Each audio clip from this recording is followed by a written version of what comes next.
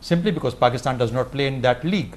Pakistan can only bother about what is within its own domain. So I think that mismatch that exists is creating difficulties. Afghanistan is drifting into a closure rather than being brought into a closure.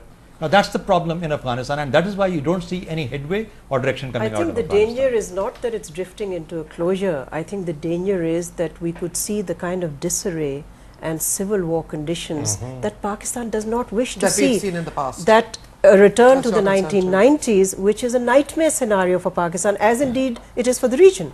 So I think we must also recognize and respect the wishes of the people of Afghanistan, because I think sometimes we talk in a manner as if they are irrelevant. They are not.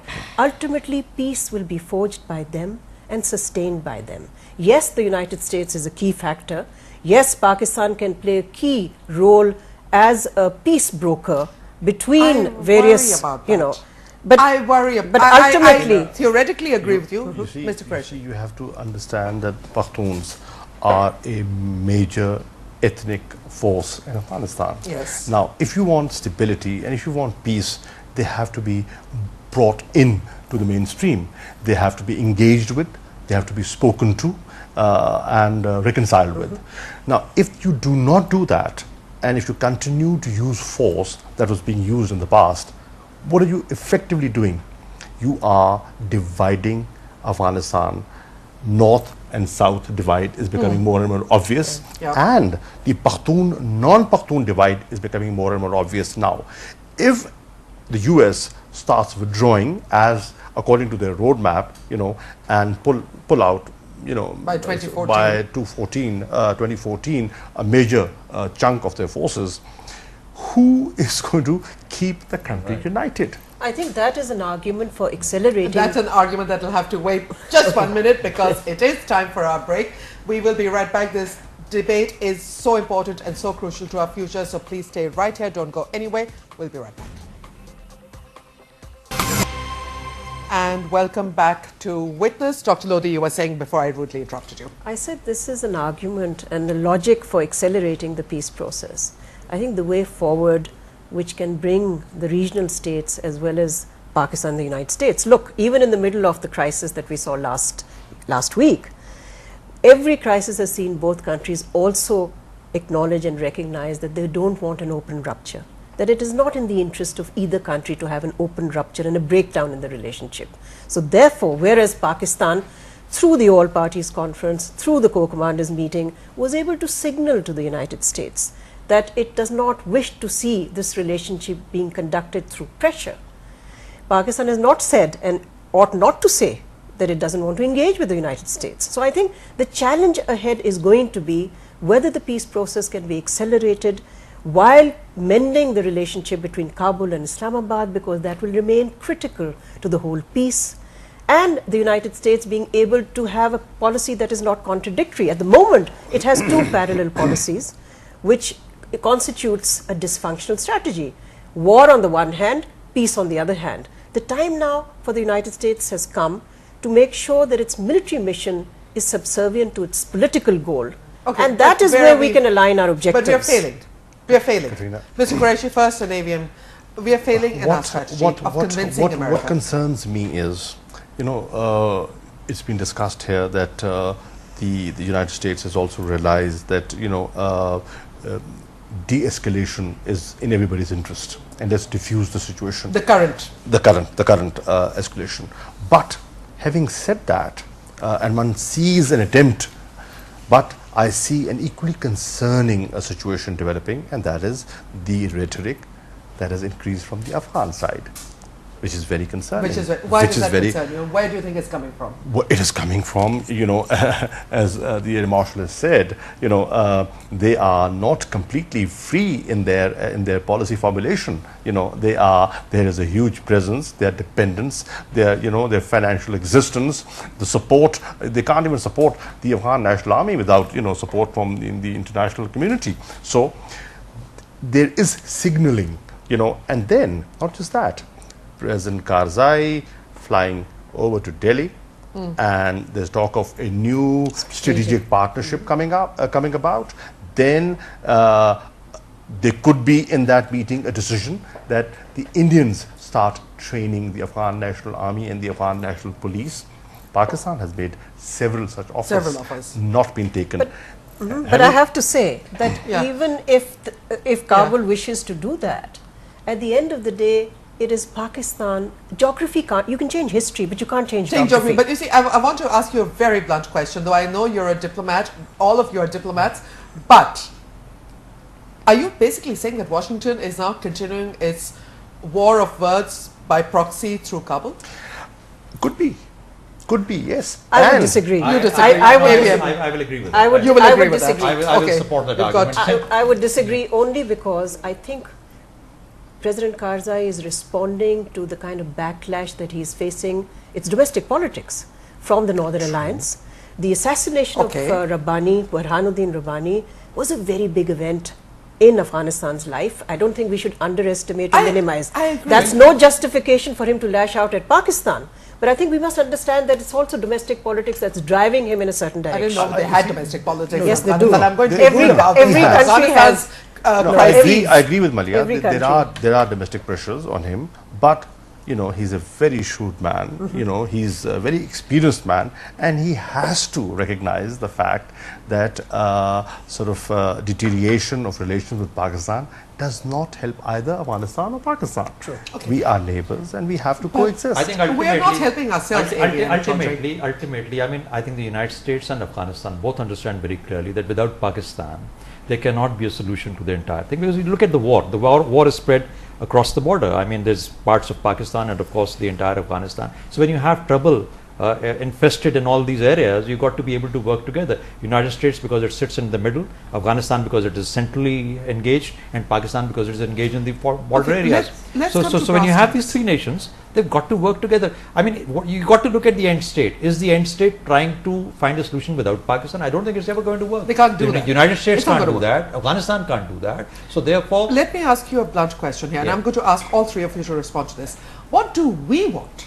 You know, I mean, and are we effectively doing anything to get there? you see, the point that I make about this is that United States, being the senior partner in this coalition, being the main driving force behind the last 10 years agenda, is the one that is going to decide what to do, or has decided till now what to do in this area.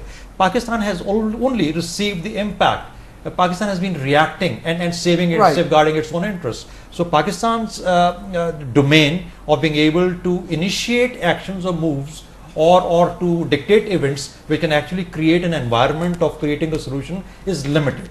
It's not as elaborate as that of the United States. Limited because we have limited ourselves? No, simply because Pakistan's capacity just dictates as much. Pakistan does not have the capacity to be able to do as much. So in that sense, as a state, as a nation, as a military force, you only have that much of capacity, and it is good to play within your punch within your weight limits. You know, I mean, you don't want to punch above your weight. So in that sense, that is what Pakistan has done. Pakistan continues to wait for a clear guideline, clear agenda, clear dictation of what is America's final role, what do they want to achieve in Afghanistan. Unfortunately, in the last 10 years, it has been Inconsistent. inconsistent. It's never been Dr. clear. Lodhi. I have a slightly different perspective. I think nations have to create their own diplomatic space. You don't wait for phone calls from other capitals. You try to shape the environment, and I think it is within Pakistan's capacity to try to help accelerate the peace process. Look, Pakistan's we failed? so Why look, have we failed? Look, Pakistan's fundamental interest is to see that this war in its neighborhood comes to an end. It comes to an end peacefully through a political settlement, and 3, that there is an orderly and managed withdrawal of foreign forces from Afghanistan. But where are we failing? Now, Where are we failing?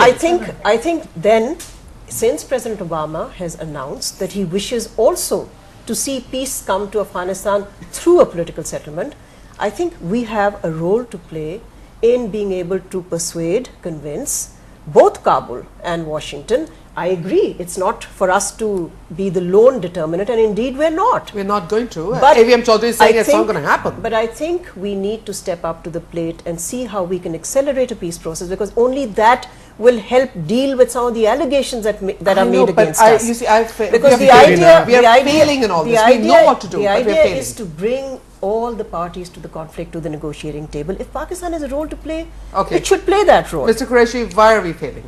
Katrina, to begin with, we want peace. Why do we want peace? We want peace because we are suffering. We are suffering, our economy is suffering. You have to calculate the hidden cost and the very open cost that this war has had on our economic situation, the impact the security situation has had on investment in Pakistan, you know, and Right. other issues, It's right? huge, but So- why are so- we failing? See, the point is we cannot do it on our own. We need international support, and we have said it time and again that this monster was not just created by Pakistan. You know, there was an international, you know, coalition to create this genie. Now we want the genie back in the bottle. So help us do it. Enhance our capacity. Enable us. Stabilize our economy. You know, give us.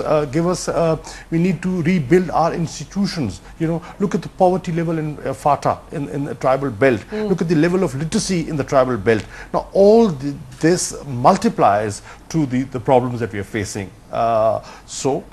And trust.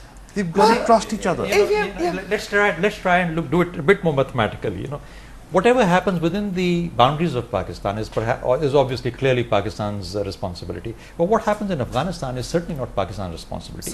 If a war continues, if the United States wants to continue to apply military force there as an instrument of choice, unfortunately the spillover effect on Pakistan is terrible as it has been in the last 10 years, and the suffering that we've gone through. That must come to an end. Now, once that has come to an end, if that comes to an end, and I hope it does, then Pakistan has a lot to do internally.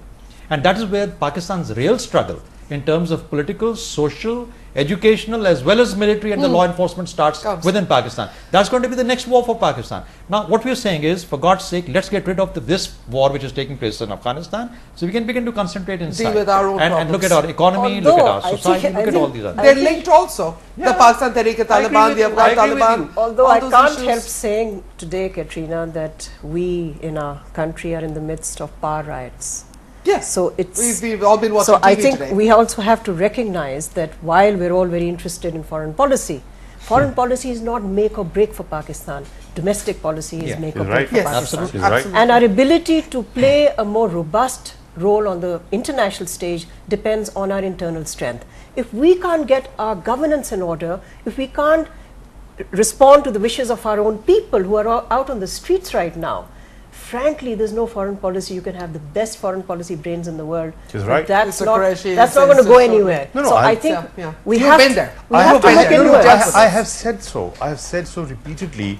You know, your foreign policy is in fact a reflection of your internal policy. If you're internally weak, how can you have a very robust foreign policy? Yeah. You know, they have to go in tandem. Yeah, absolutely. But Ms. Qureshi, here's the thing that I don't get. You know, and maybe you can shed some light on this.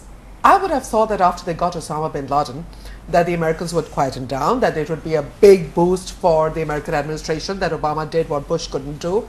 And now the Haqqani network, which in my opinion is a fairly obscure part when you look at the larger Al-Qaeda, how come Haqqani network has become the new bogeyman of policy? What have the Americans been telling you while you were foreign minister that you can share? I know there's certain things you can't, but how much can you Look share at with her, us? smart. How much can you share with us? What is their problem? Their problem is at times their confusion. Their problem is at times they're not, they lack clarity on what they want. You see, here they have endorsed a policy of reconciliation and peace. It was endorsed in the Kabul conference, international, you know, it was discussed in London, it was evolved, and then finally the seal of approval was given in Kabul. Now, if that is so, then you have, and everybody recognizes that Pakistan can play a contributing role in facilitating the process, and we have said so. If required, we are willing to do that. So, But what is the obsession about the Haqqani network? Most of the people I meet on the street say, what's the Haqqani network? Can I explain that? Yeah. First Well, let Mr. first- Qureshi yes. tell you what the Americans have said to you about that. Why are they so obsessed with that? see, they feel that the problem is germinating from the safe havens in Pakistan, right? In the tribal belt of Pakistan. Now, one cannot completely ignore what they're saying.